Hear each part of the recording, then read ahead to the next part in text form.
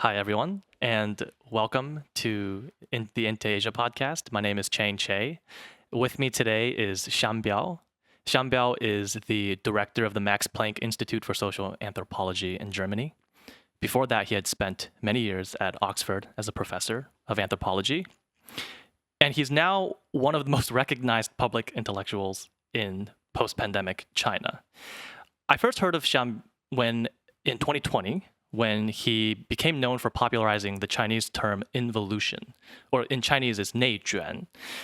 It refers to a kind of extreme competition where the system absorbs more and more energy without providing any attendant rewards.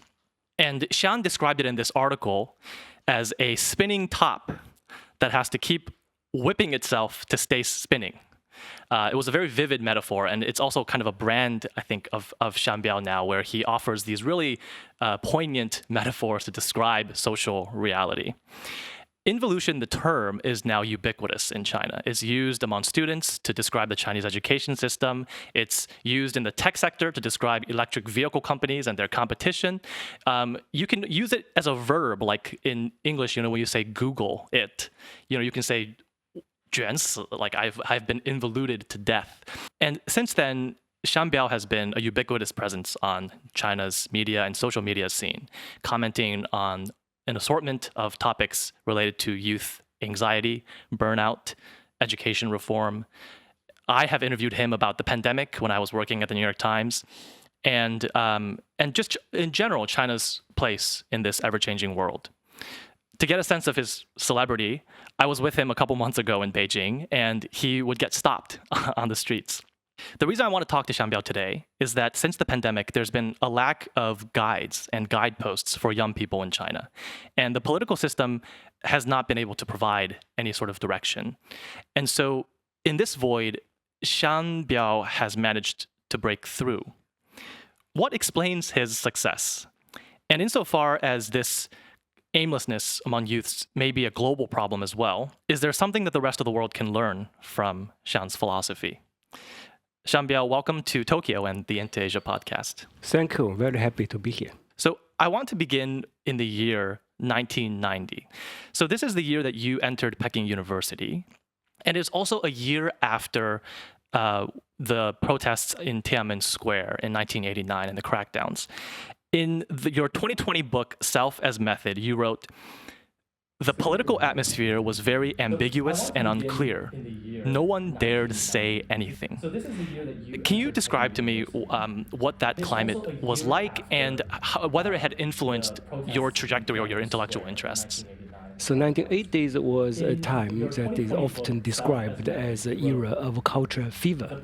So there was lots of debate and including many radical views that you can read on official newspapers and also TV programs. Then 1989 came. Beijing University decided to send all the first-year students to a military academy for training for a whole year. So then I spent the first year, 1990 to 1991, in a military academy. So I arrived in Beijing in 1991, actually. So 1991, after 1 year in the military academy, we really kind of were very eager to enter first time a university campus. Oh, it is Beijing University. We have all the image about its association with the May 4th movement, with lively debates, with all kind of radical, unorthodox views. So we expected a very lively debate and exchange. But in 1991, it was very quiet. There was hardly any seminars. I remember the very first public talk was about how to prepare your level 4 English language test. That was the first. So I felt a bit of sad at that time.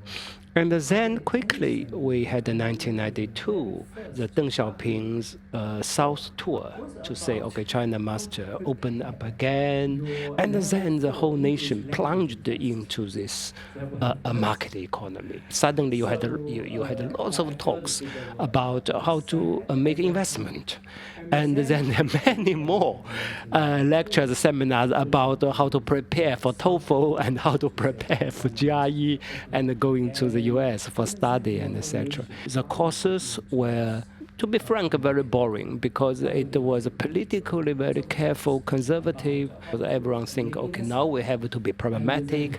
We have to jump into the sea, 下海, which means you join the market force. Yeah. So that was my undergraduate years. So you mentioned the military school. What did you do at the military school? Well, we did was lots of bodily discipline. For instance, you're supposed to stand in the proper posture for 30 minutes without a single movement. Or you just again, practice how to target your rifle into the right position, but without any given real bullet. And you can never fire, you never trigger the gun, but you just learn how to carry it and how to target. So it's a very tedious. You enter the kind of a really critical stage of your life when you're supposed to be this, you're supposed to sort of absorb and learn about the world at a time when the political system contracts and becomes much harder to do. And you somehow find a way to sort of satiate your intellectual interests.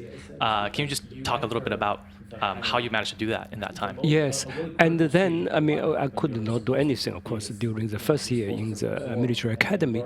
But once I came back from Beida, I was very disappointed and disillusioned. First by the total quietness in the campus, and then by this, feverish jump to sea and make money and that kind of mentality.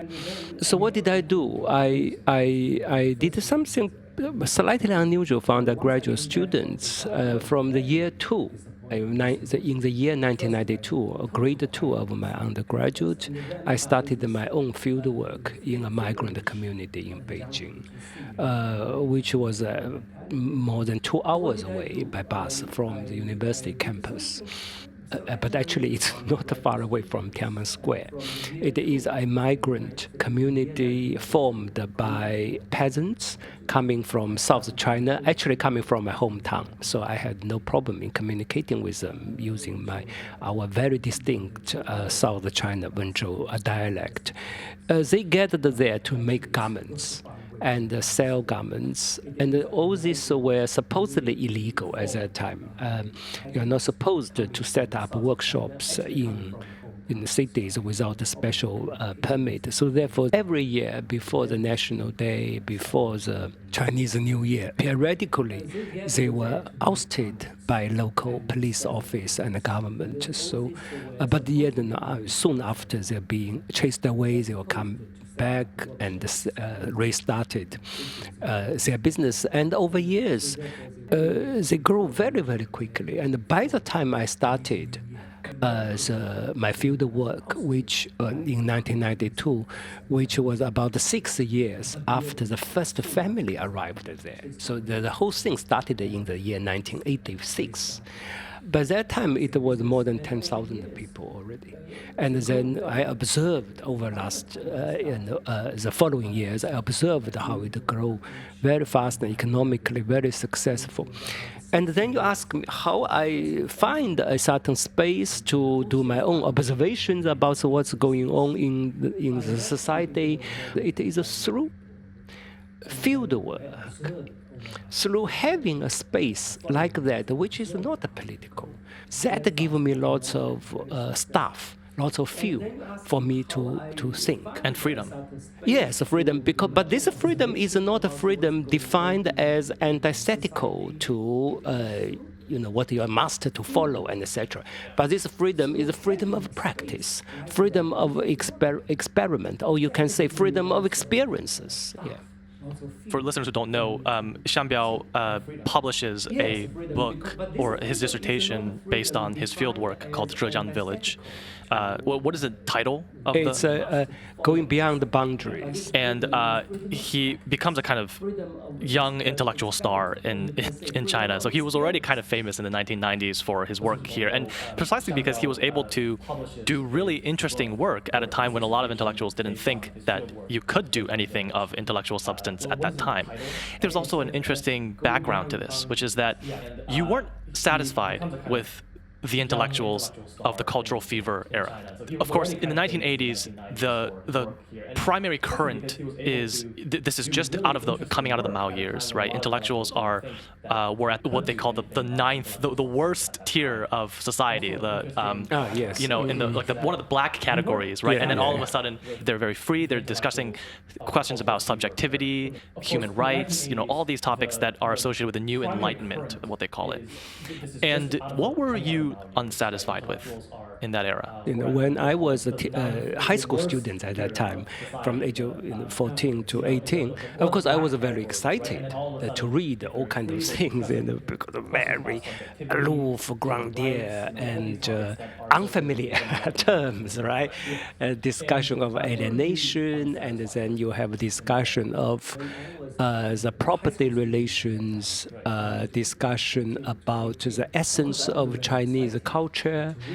Some topics actually were carried on from the May 4th movement about radically rethink of the nature of Chinese civilization and all that.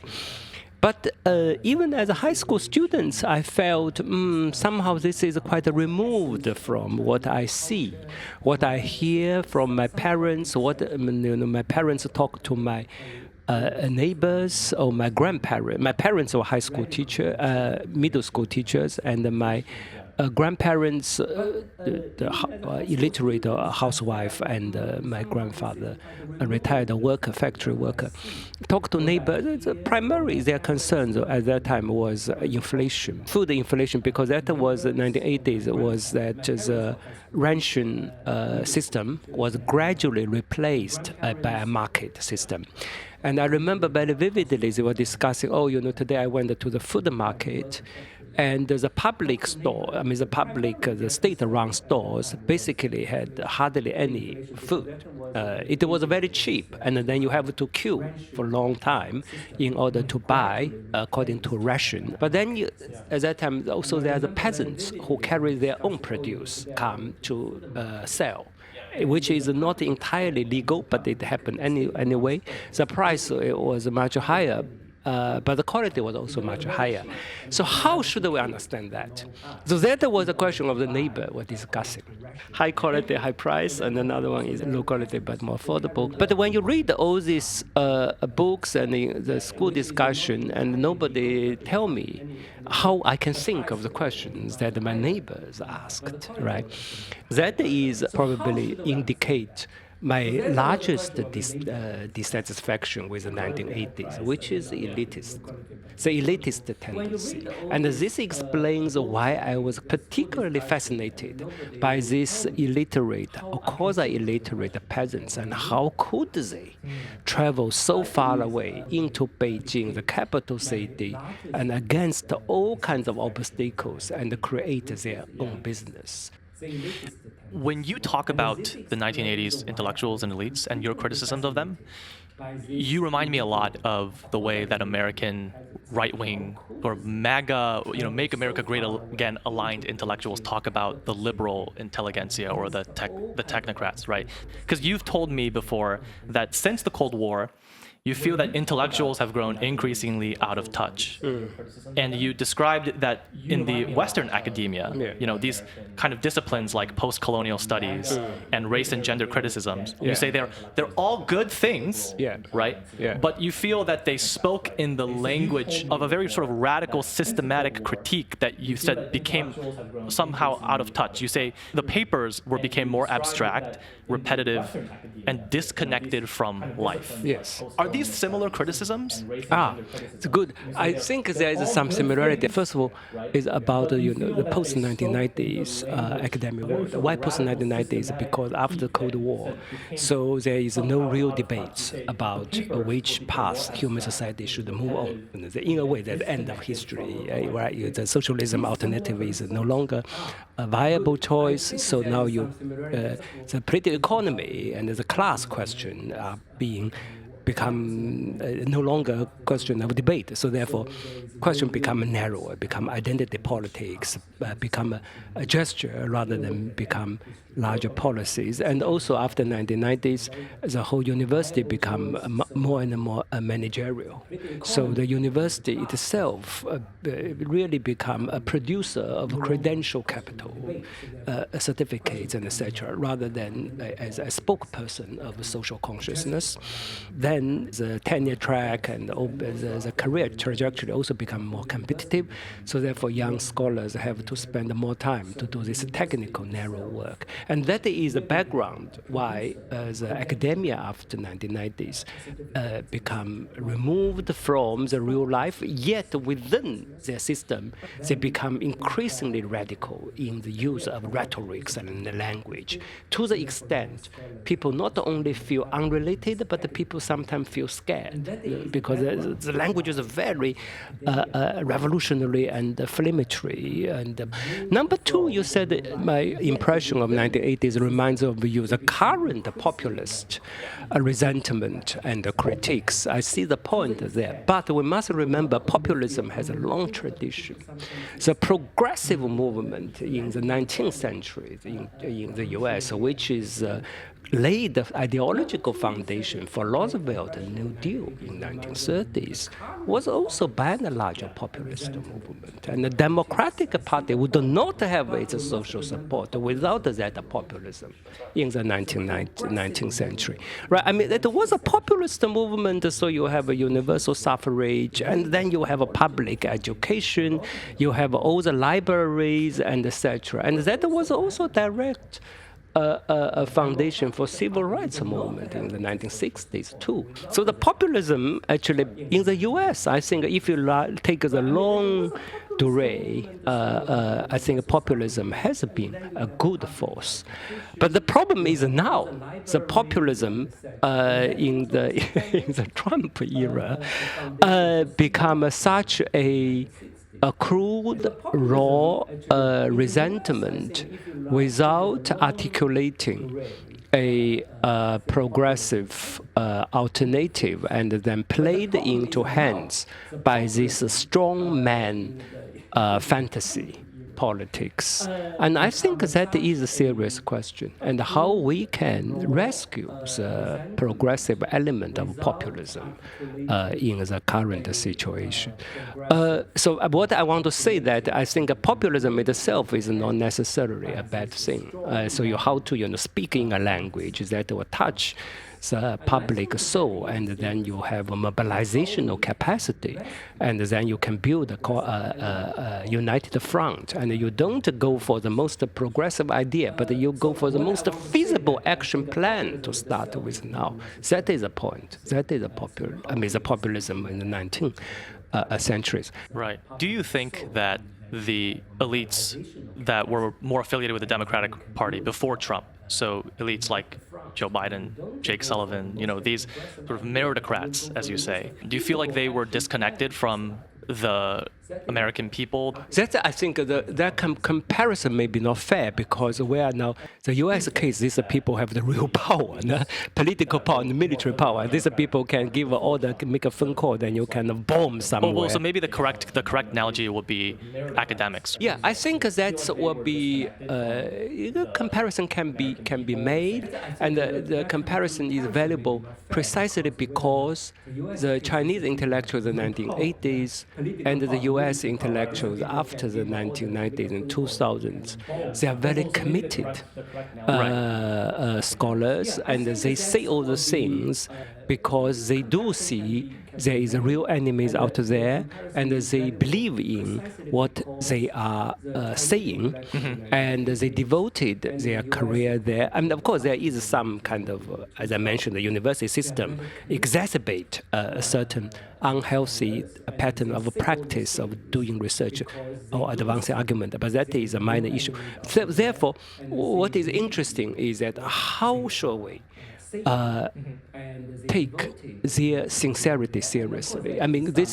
What I want to say is their sincerity is serious, right? If they had been lying and etc., so therefore they prove to be wrong. That we don't need to be bothered too much. And that is a real question: is that they are intellectuals, they position themselves as representing the the social consciousness, and they think they should play a role to reveal the truth, speaking truth to power. Yet they face such a backlash now, and that is a lesson. We must learn some lesson from that. Right. Okay. Well, so let's move on to the youth problems and some of the issues that you've been grappling with in the past few years around Chinese youth. So the first thing that I wanted to mention is that youths are quite unhappy everywhere. That it's not just a China problem. So if you look at surveys after survey, you can see that in developed Western societies, youth are displaying alarming rates of anxiety and depression, neuroticism, loneliness. So as as a specialist, you focused mostly on the China youth problem, but to what degree you feel like the China youth problem reflects this global unhappiness, and how much do you think is maybe specific to China? Obviously the both, right? The both the part of the global picture and with its own Chinese specific characteristics.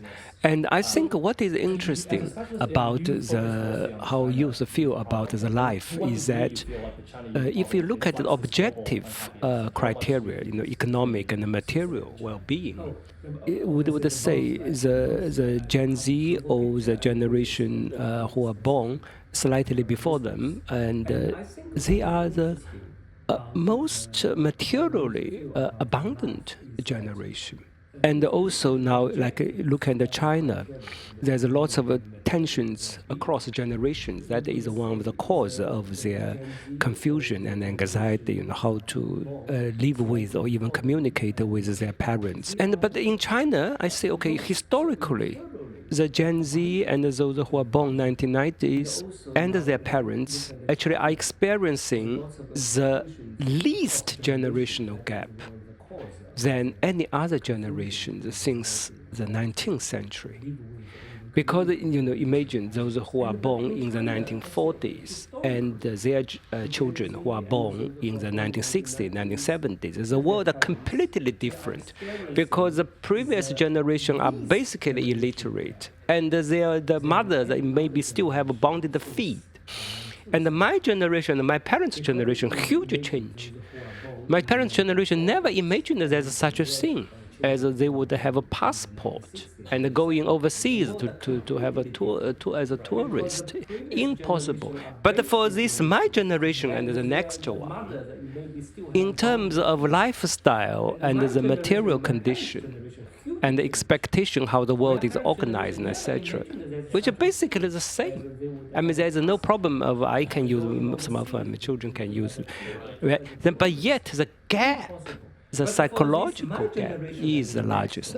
So then, it's a kind of, I try to build a paradox to shed some light on the current unhappiness, right? Now, why are they so unhappy when they have such a material abundance, when they actually continually directly continuing their parents' lifestyle, but yet they have so much difficulties in understanding. And that is interesting because that indicates their unhappiness indicates not their problem, but rather indicate a fact that society, the old style of how we run economy and how we organize society can no longer carry on, is no longer sustainable, and has to change.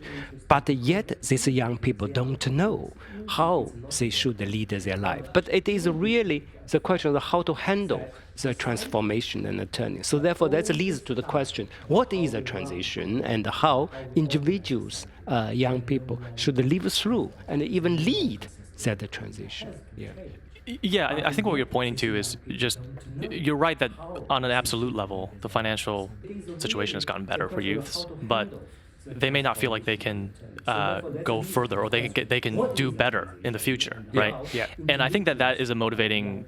So there has been protests among Gen Zs across Southeast Asia, Mexico, Madagascar, Bulgaria in the past couple of years, which is amazing. That how widespread the discontent among youths is.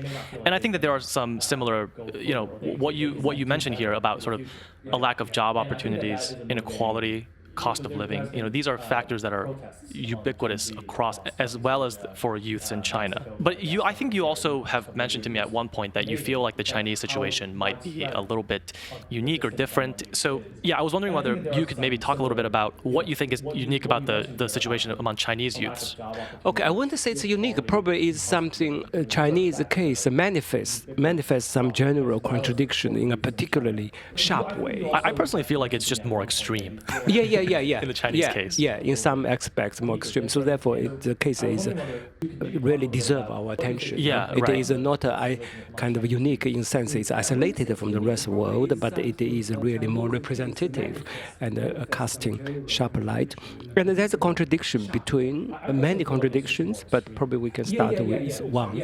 The contradiction between heightened self-consciousness, which is resulted from longer education and material abundance and etc. on one hand, and in the Chinese case, the lack of lived accumulated experiences and the practical ways how to handle the reality that the economy cannot continue growing at the rate as their parents experienced and also the parents taught them to expect, right?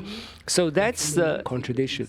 Yeah, I was going to say, I think that the contradiction that I thought you were going to say was just that in the 90s and the 2000s, there was a template to become a wealthier person. But the contradiction here is that doesn't necessarily lead to a satisfied, well-lived life. It's not just about getting rich. And so when the economy began to slow down in the late 2010s, all of these factors, we're going to talk about this, but your idea of the nearby, the social life has not been satisfactorily established in the same way that the economic and the commercial side of China has been very much driving the engine of Chinese society for the past few decades. So I think the contradiction has to do something between like economic accumulation and the young people's need for something else besides just pure material goods. Is that fair?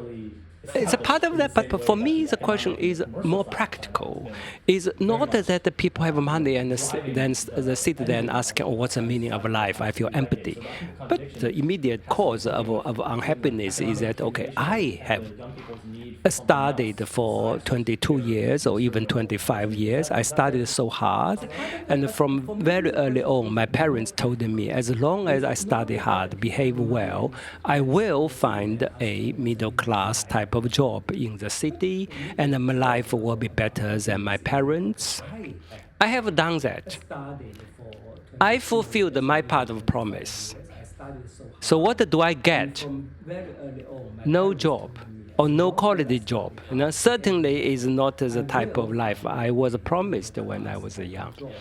And then, of course, this problem is not only a question of bad luck. It is a structural, right? If the whole society cannot provide so many good job opportunities as the parents had enjoyed. And then that is a question of, okay, but then it's not like I'm going to die immediately because I can still find some precarious job, and the parents still have savings. They can still give me a roof. If you look at this life in China, things still appear to be quite normal. People, the material problem, because the whole world is actually suffer from overcapacity of production. So we have no shortage of goods to keep everyone fed and clothed. And then they think, okay, so what I have been doing, why did I follow that kind of a promise? And what the promise means, and what kind of promise I should look for now, or I should not look for promise.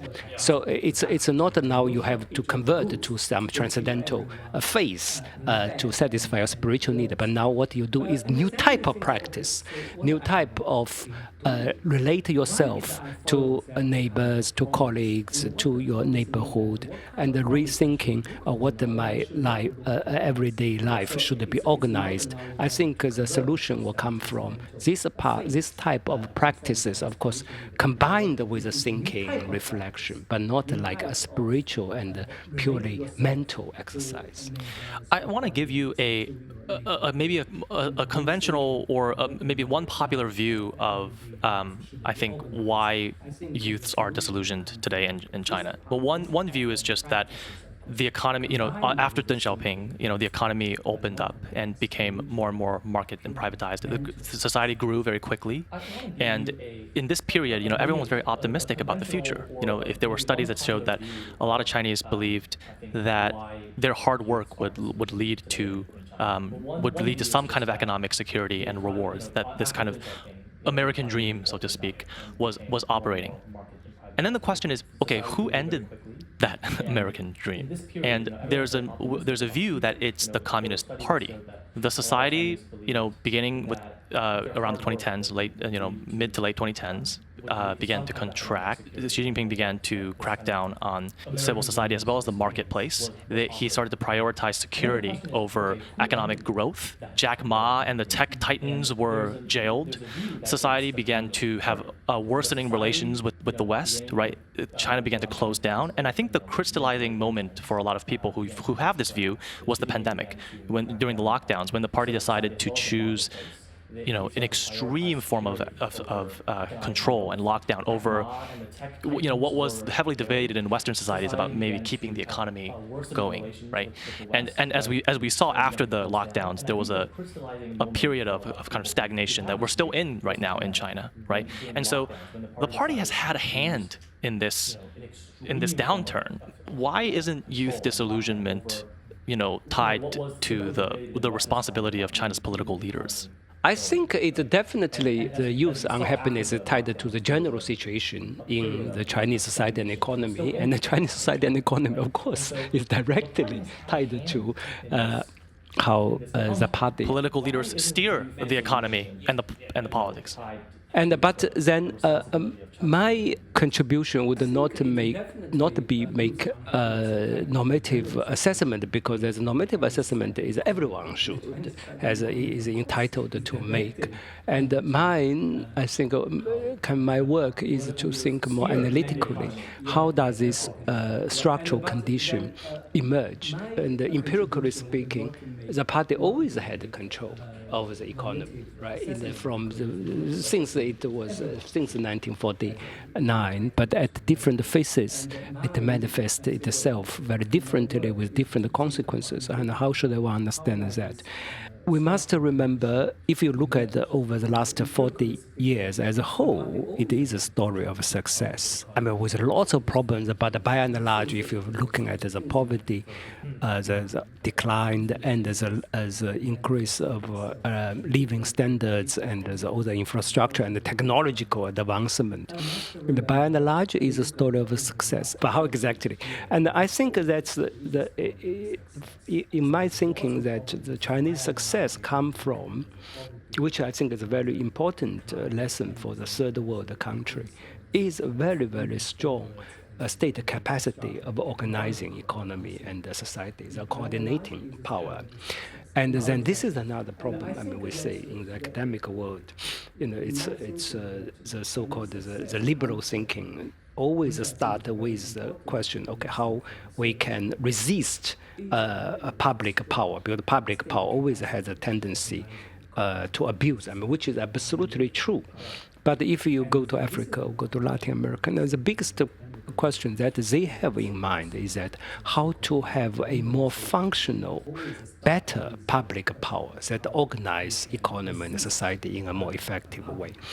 So they organize it very efficiently and with lots of course, inequality and control. But at the time, there is enough energy coming from society, bubbling up here and there, especially in like Shanghai, Guangzhou, but as well as like people like Chongqing, Chengdu. And then you can say the match between a quite rigid top-down framework of organizing and the bottom-up energy. And then there's tensions, but anyway, they match and the whole thing grow. And what happened now is that the bottom-up energy or content that generate from in the society is really declining. But yet, the framework that organize, coordinate this energy itself become more and more rigid, become more and more powerful. And so therefore the society is left with a huge, very sophisticated framework of monitoring and coordinating, but yet unable to generate some real activities to coordinate about. So very often they just become the control for the sake of control, monitoring for the sake of monitoring. Are you talking about the surveillance system? Yeah, including and the data? part of that, yeah. But of course, there's many other, for people, individuals, if your surveillance is something most direct, but you have all other like the fiscal transfer and how the resources are redistributed. This is much more the bank system is managed, actually, which it's not visible, but actually is more consequential. And you see that as happening both in China and other places as well. Well. The other places, no. I think other places, the question is I think in this regard, very different. I think the other places is that you also have the declining of the growth rate simply because the previous model is not working. But yet other places, the lack of the basic coordinating, still lack of basic coordinating power. Okay, so and this then the case. society become chaos. You cannot, because China, there's unhappiness, but it is not so chaotic. But then people say, "Oh, this is because simply it's controlled." Right. Which is true, it is controlled. But the other societies, they don't have that capacity of controlling, and the unhappiness lead to all kind of uprising. But I must say, the uprising is very valuable potential energy. But this type of uprising itself is not going to lead anything substantial. So we have to work on that. Yeah, okay. So let's make this more concrete, or perhaps to start using your own vocabulary. So in 2019, you're in this very popular celebrity TV series called 13 Imitations, 13 Yao. And you're in Wenzhou, your hometown, with an intellectual named Xu Zhiyuan, who also runs the bookstore that we're in.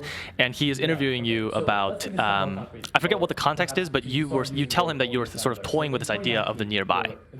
And the nearby, I think this goes to what you were trying to say about the sort of grassroots energy, right?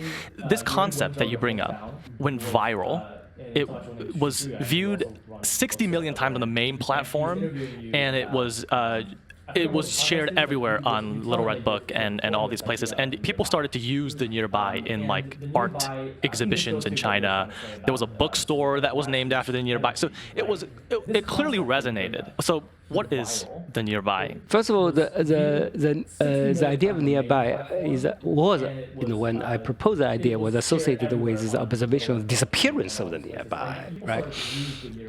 So it's a kind of negation. What is the nearby? What is disappearance of nearby?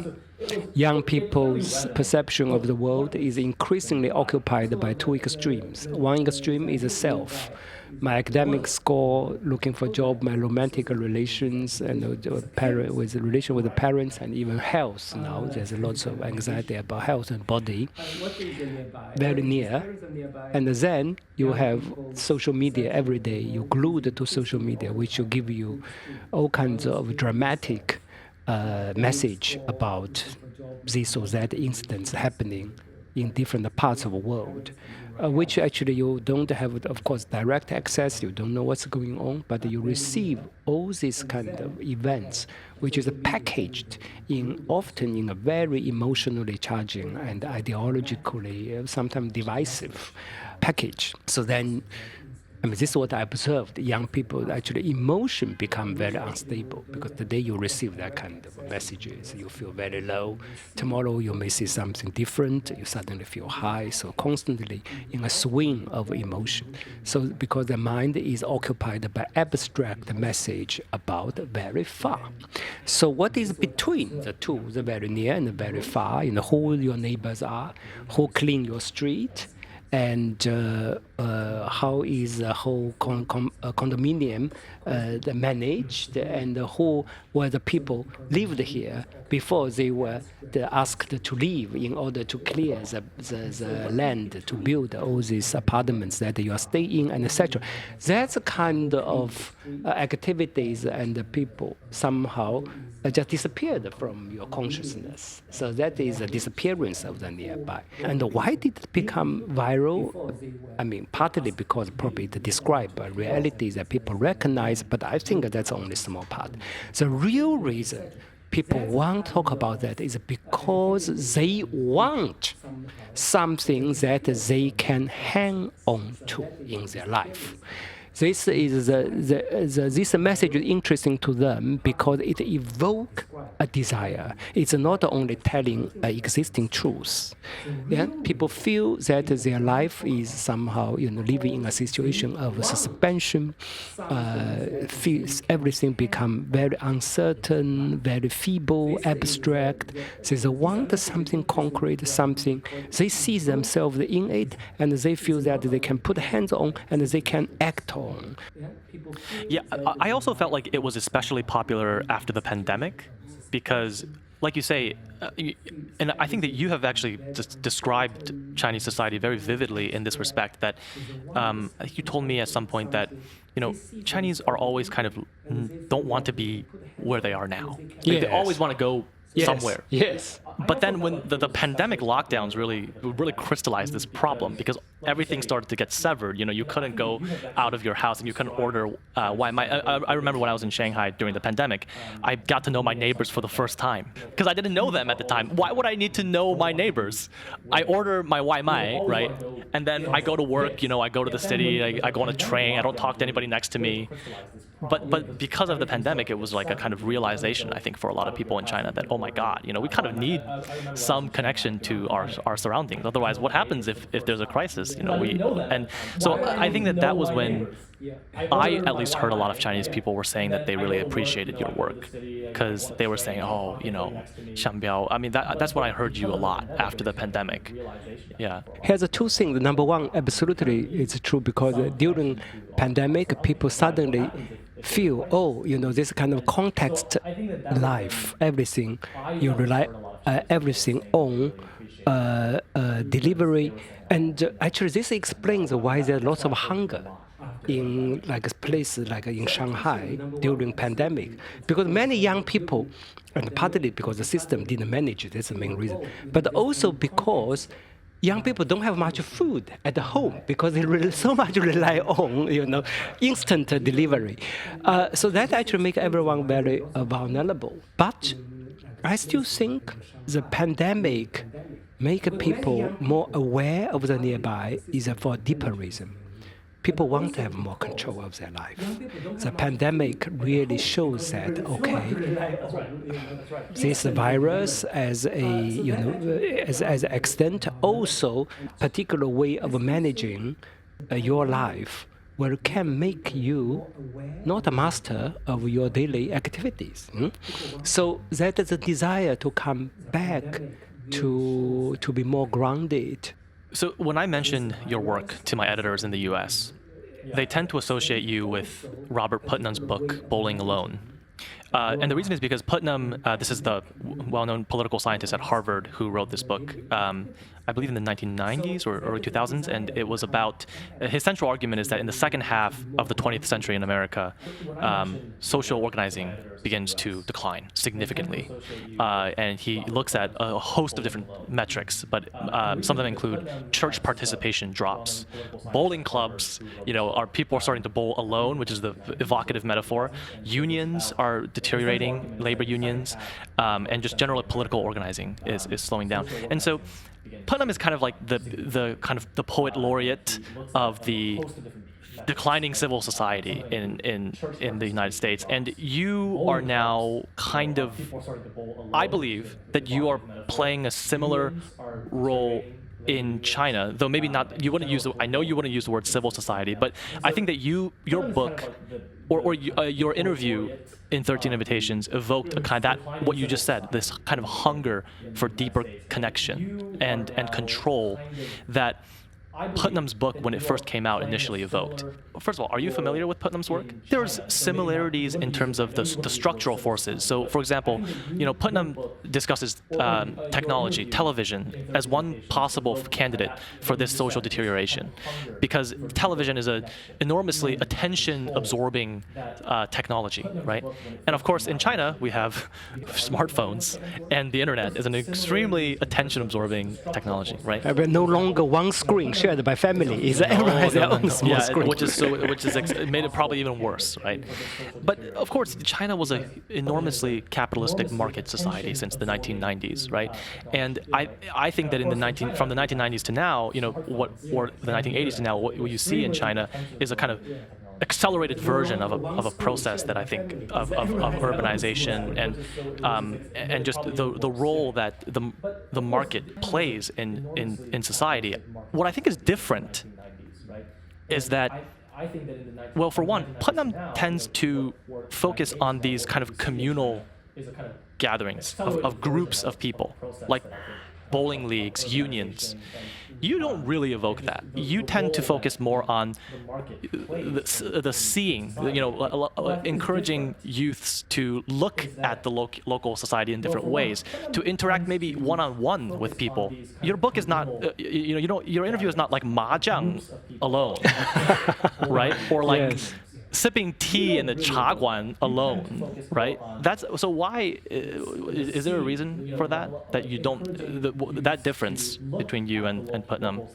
We are really facing some fundamental issue of modernity. But I think part of the associational life, we know that, like from Tocqueville, the American democracy is really about associational life. It's a very attractive idea, but also description. It's like the democracy is not coming with one single system, but there's so many associations, and therefore you have the kind of public ethos emerging from below.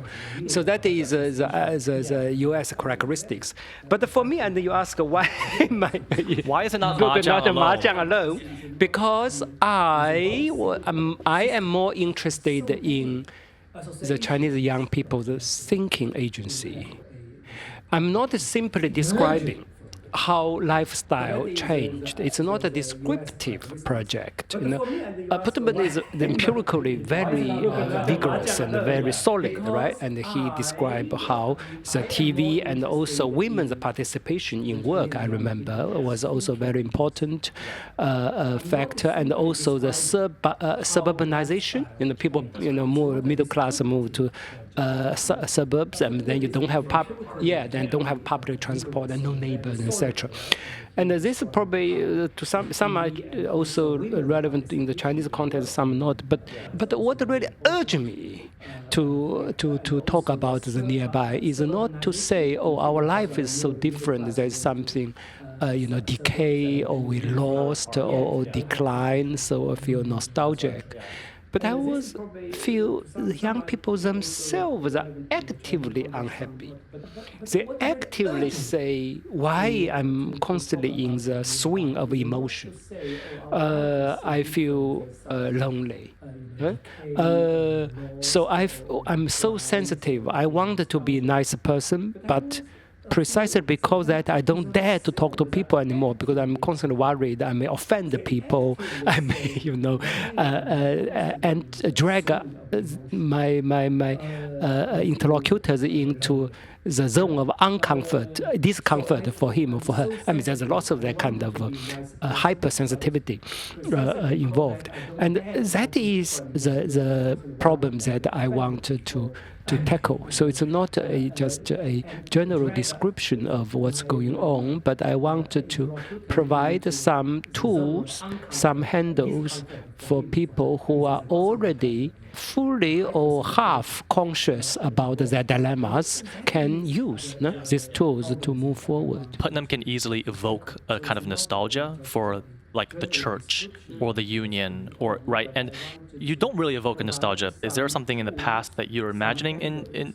to go back to when you're thinking about the nearby? I do not, but my readers come up with lots of nostalgic reference point in order to, for example, a neighborhood. When they were young, how they can just easily enter a neighborhood without any appointment. There's no such thing as appointment. You meet your neighbors, and you can easily end up you sleep over. When young. But that is also, nowadays everyone, all the kids are picked up by parents and they push into the car and drove into next tutorial class and all that. So that as a reference point are there, but nostalgia is not something analytically important for me, because number one, for many young people actually, they even don't. They are not capable of have a nostalgic feeling because they never had that kind of experiences. Because since they were young, they live up in a situation without a nearby. And number two is that to go back. I don't think that is a practical solution. I mean, in the US, I don't know whether or not this Tocqueville style associational life can be the future. But in China, you cannot think, okay, we'll go back to the neighborhood situation like the 1970s. So therefore, the challenge is we have to be creative, have to think of a new way to organize our life. There's another motivation I think that motivates your work on the nearby. In your article, one example is discussing the China model, right? Or questions about the China model's relationship to the West. These things that you say that young people will sometimes scroll through on social media. So these national discourses, you tend to not like these kind of overly national discussions and the kind of political power struggle. So here's something that you sent me an email a couple weeks ago where you were talking about the Nobel Peace Prize. And I think you were a little bit disillusioned by the Nobel Peace Prize results this year. Yes. It was very interesting. So I don't know if you remember, but basically, I think what you were referring to was that Donald Trump really wanted to win the Nobel Peace Prize this year, right? And then when it didn't go to him and it went to the Venezuelan opposition leader, it was basically discredited by a lot of people in the MAGA world. And you wrote me, you said, society can no longer rely on heroic slogans and icons to build consensus. We are reaching the point that the specific selection, referring to the Nobel Peace Prize, is not only biased, but also discredits the general principles and values altogether. These selections appear to prove again that the universal values are little more than empty words. I believe universal values do exist, but need to be articulated differently from what it is done now in order to make them real in public perceptions. That stuck with me because it seems to suggest something in your thinking about the retreat from some kind of public square where universal values are articulated, professed, and pronounced and fought over. And that there's a kind of general fatigue that I can read in your email that I also feel maybe is very relevant to our moment as an American. The populist era is very much kind of this fatigue. So can you just elaborate what you meant by what you emailed me? Yeah, that is precisely what you said. Is the question how we can rebuild the public. As you said it, right? Public. What is the public? We think public is some thinkers, heroes, activists who represent us, who will announce the general principles and we admire and we fight for, and then which institution would be more powerful in representing the public consciousness than the Nobel Prize Committee? And if you look at the decision, I mean, that's for me. And she was openly calling for foreign intervention, military foreign intervention, asking Trump to send the military, to send the army to Venezuela. I mean, that could be given a Nobel Prize. I mean, that is. I just want to say that the post-war, I mean, post-Second World War, global architecture, how we can have a global public and how global consensus can be formed, and how people in different parts of the world can express their views. That architecture is really dismantled, really dismantled. And so what is the key feature of this architecture is, in my view, is quite based on universalism, and also is quite oriented towards elitism. Now, you have some heroes and institutions who know the best to articulate a certain principle. But now I think the situation is changing. Number one is that the West itself is declining because domestically you look at the US and Europe facing so many challenges there, which shows that the cherished principle based in the European and the US practices can no longer handle the social contradictions today. So therefore, it does discredit these universal claims, which is coming from the Western history, number one. Number two, this global contradictions, global geopolitical tensions also become heightened. And there's many reasons why is that so. But one of the reasons is the rise of the global South, just economically and the population size. Given the population size, and then coupled now with the very rapid economic growth in India, Indonesia, let alone China. So it means that there's such a large population, their life can no longer be defined, articulated by the ideals which is coming from a relatively small corner of the world. And thirdly, you have the technological change, and then you have the rapid massification of higher education worldwide, but especially in the global South, which means many young people in Nigeria, in Kenya, in Brazil, in Venezuela and Argentina and Nepal and Bangladesh, as we witnessed, they want to articulate their life in their own way. And these voices, of course, by definition are very diverse, by definition are not coherent, but cannot be easily accommodated into some standard universalistic claim which originated in the 19th century. So what does this mean? This means that the old consensus is not necessarily the content are wrong again, but they probably can no longer capture the most important concerns that the people have on the ground now. And the way they present, and so I simply don't know how could the Peace Prize selection committee made that kind of decision. And the way they select what is representative of the global ethos and not, also for me is very questionable. So therefore, the message in my email is that we need find a new way to have global communication. I also feel like we don't have a consensus on the national level either. Oh, yeah. In Europe, that is very obvious, right? So actually, the divide within countries, probably is, in my view, sometimes it's more frightening than the divide between different governments, different countries. Your focus on the nearby, it makes me wonder whether your nearby concept can be applied, for example, in the United States, where I'll give you a very concrete example.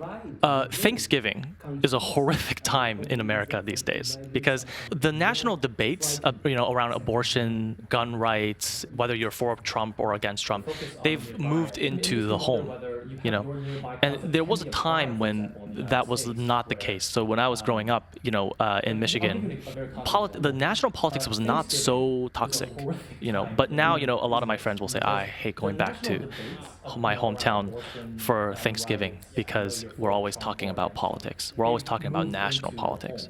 And of course, local politics has deteriorated. Local journalism is very weak in the United States. Yeah, precisely. Yeah.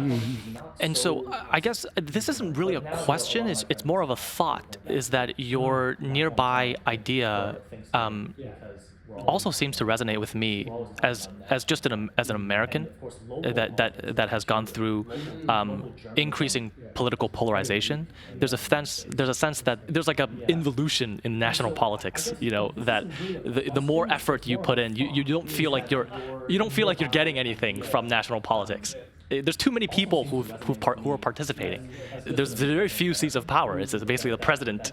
You're fighting for the presidency, and everyone's sort of putting their hopes about the way that society should behave based on who the president is. No, I would be very happy to explore that further. I think the recent election in New York probably give us some sense of hope and also some reference point of thinking the applicability of the idea of the nearby. Why the New York election can be genuinely political, meaning that the people are going to make a decision, taking risks and take a responsibility for their own vote and participate in debate and also actions that will shape their shared future. So there's a sense of, there's a shared future. I participate, I make a decision, and I take responsibility and also care for the consequences. Instead of I just declare my position in order to distinguish myself from my enemies, right? So it is really a future building and a community building type of politics. And that is, I think, a nearby spirit. I personally believe that there's a lot of similarities between young Chinese disillusionment and young American disillusionment. In fact, here's a quote for you. This is from Patrick Deneen. He's one of the leading intellectuals of what in America is called the New Right, which is basically the intellectuals of the MAGA movement. He's describing the disillusionment of one of his students. He says, "Far from feeling themselves to constitute the most liberated and autonomous generation in history, young adults believe less in their task at hand than Sisyphus rolling the boulder up the mountainside. They accede in the duties demanded of them by their elders, but without joy or love, only with a keen sense of having no other choice. Their overwhelming response to their lot is one of entrapment, no exit, of being cynical participants in a system that ruthlessly produces winners and losers." Doesn't that sound very? Bit like, I'm a bit surprised by But do you think it's quite accurate to? I think that it really reflects the meritocracy in America.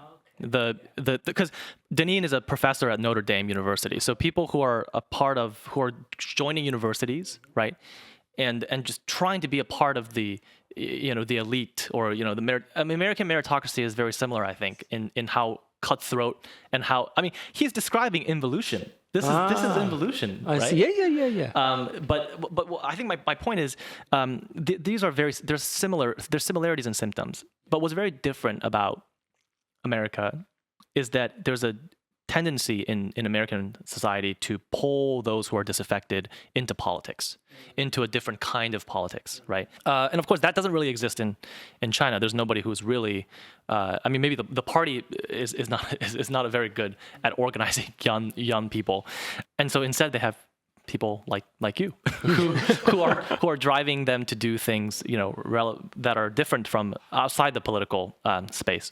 Let me ask a question about why you think that there's disaffected youth everywhere, right?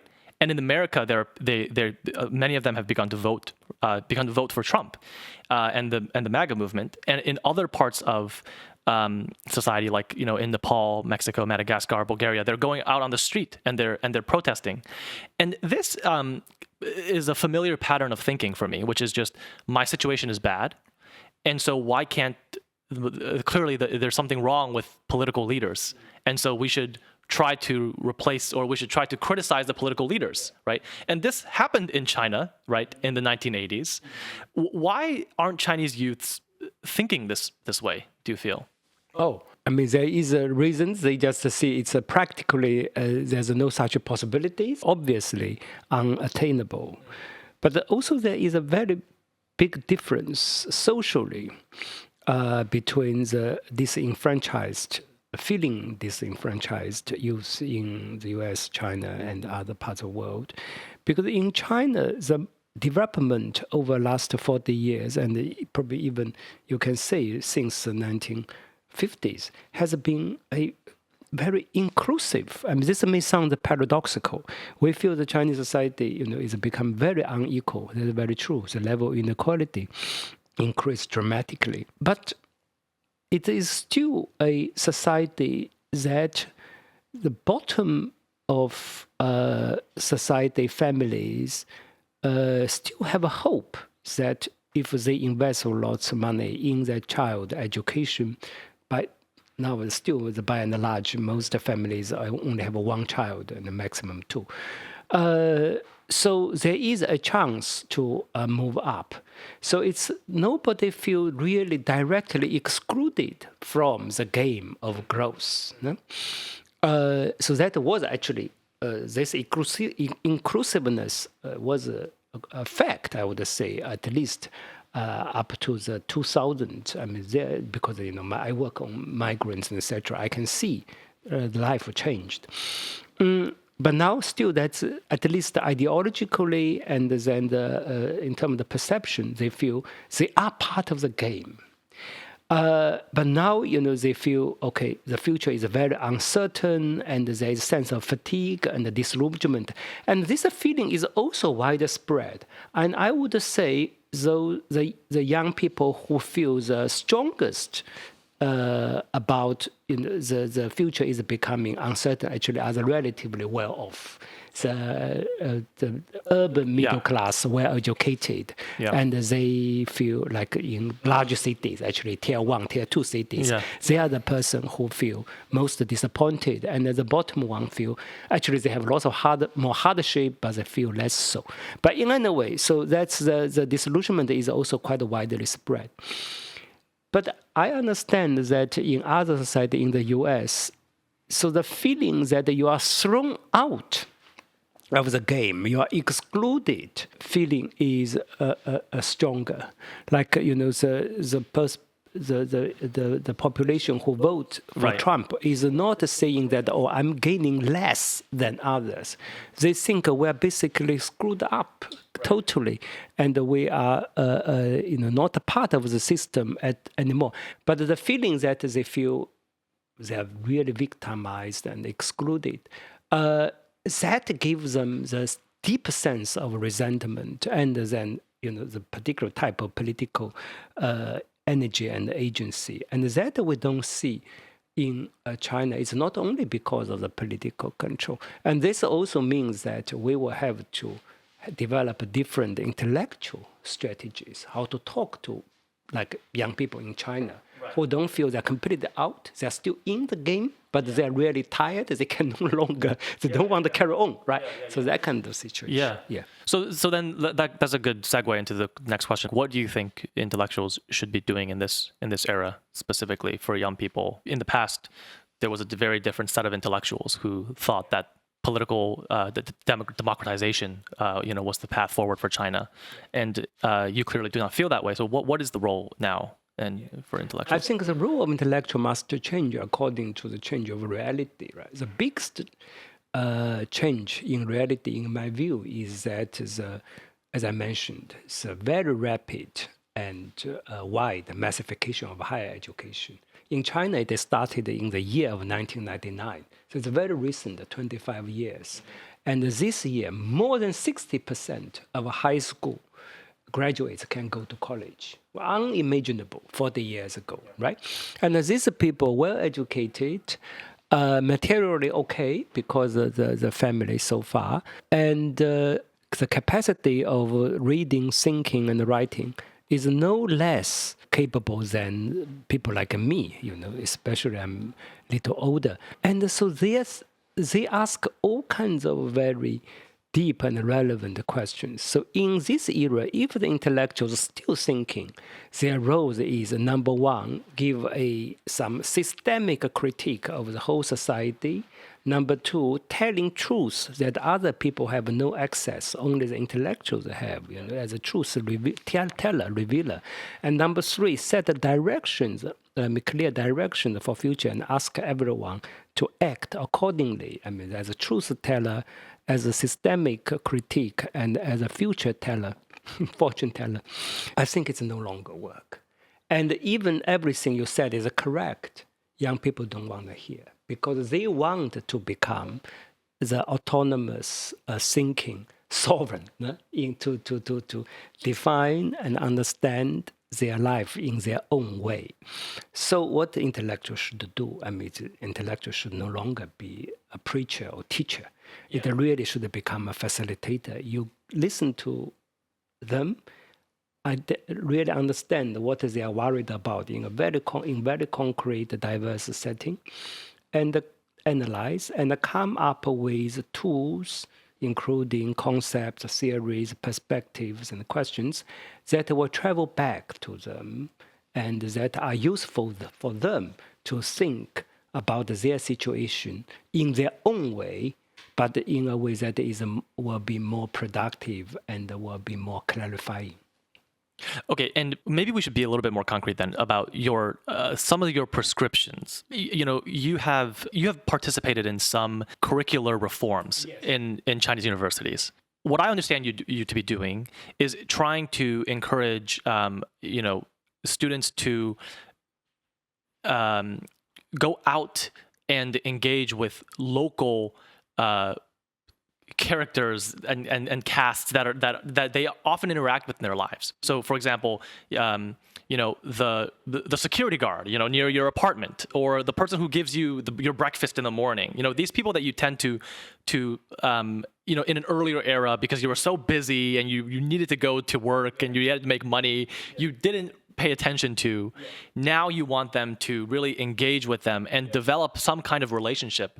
So is that right? And can you sort of elaborate maybe a little bit about that? It's a whole set of this curriculum experiment, right? Yeah. And we want them, students, to establish or try to understand these people around them whom they hardly pay attention to. And then many students say, oh, no, we can't because we are so shy. I have the so-called Chinese term called the social phobia. They describe it as a social phobia, which is a widespread problem in China. And we can't. We say, okay, don't worry. If you still feel you cannot talk to them, you're too scared, and just to think why you feel that person is interesting. And you just observe from afar, if you can't speak to them, and see is any way of their talking, their acting, and also the way they address intrigue you. And try to reflect on this feeling of fascination or nervousness or confusion first. No? And then we come to discuss, and then the teacher, of course, play an important role, and the classmates has to act in a particular way. So it is intellectual work. It's not just social work. Yeah. It is intellectual. How you learn to analyze and to narrate your experience, and from there to make your own experiences more generative. So because you see all this, then you feel, okay, I can move on.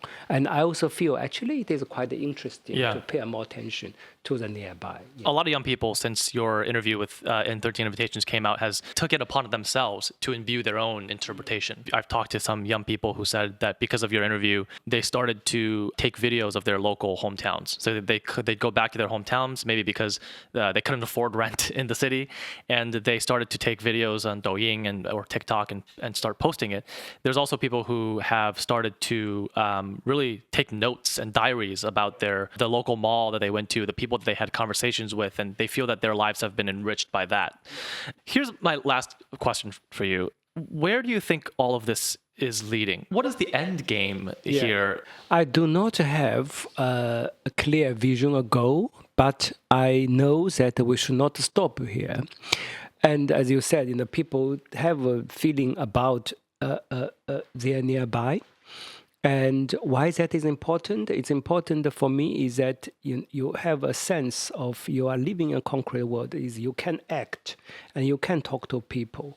So you will not feel so powerless, vulnerable, And if next pandemic, something like that happen again, probably you know how you organize quickly to help yourself and to resist some very unreasonable demand. And you can, actually the Chinese entire reform happened in that way. It's called 上有政策,下有对策. No? So there is official policies, but there's always unofficial responses. And the people know how to circumvent real rules and regulations. But then the formal policy regulation is still important because they keep the general framework intact, enables overall coordinating capacity by the state. But then below, lots of things happen. But now we don't see it as a downstairs energy. So the whole question of nearby and etc. is to try to say, okay, now we first of all to rebuild the subjectivity, the feeling that, okay, I can do something and I can talk to people. I mean, if something happens, I know how to protect myself and etc. To that first. And then how to move on from next step. And there's no roadmap.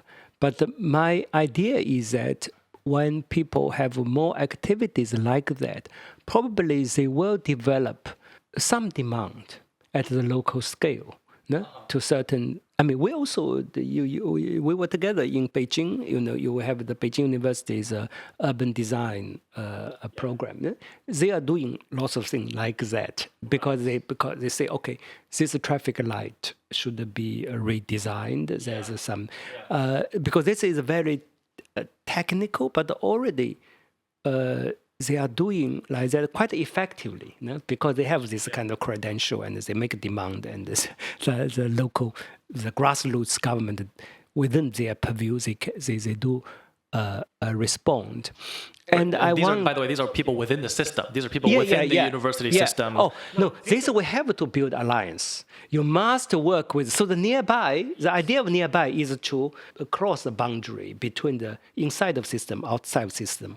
If this is not the era, you can build a space entirely out of a system and then you push, it will not work. And then what really will lead to, I cannot prescribe, but I do feel that it's important to follow this kind of activities. I hope that I can always propose some kind of new ideas will make people feel, okay, actually they are more powerful than they are, at least in everyday life.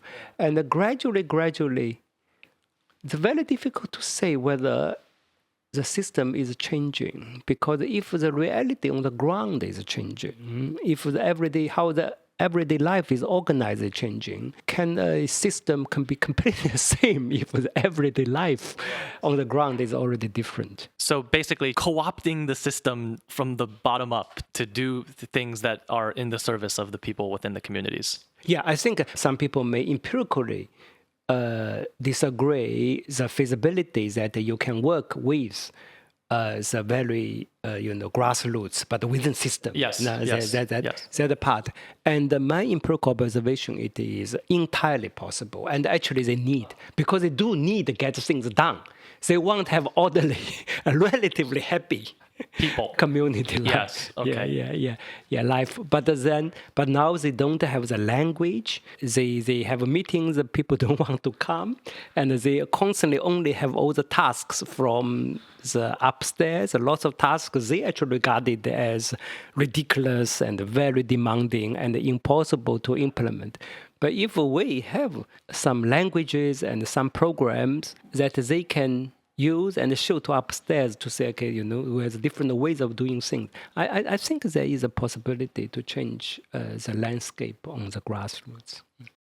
The perennial optimist, Xiang Biao. Yes. I think that's a good way to end it. Okay. Xiang Biao, thank you so much for speaking. Appreciate it. Thank you. If you'd like to hear more from Xiang Biao, his book Self as Method is available in English now. It is translated by David Ownby, who is also working on a translation of Xiang's latest book, Hello Stranger, 你好陌生人, which was published last year. You can read excerpts from the book on his website, Reading the Chinese Dream. We'll include links in the show notes. Thanks for listening to Into Asia. We'll see you next time.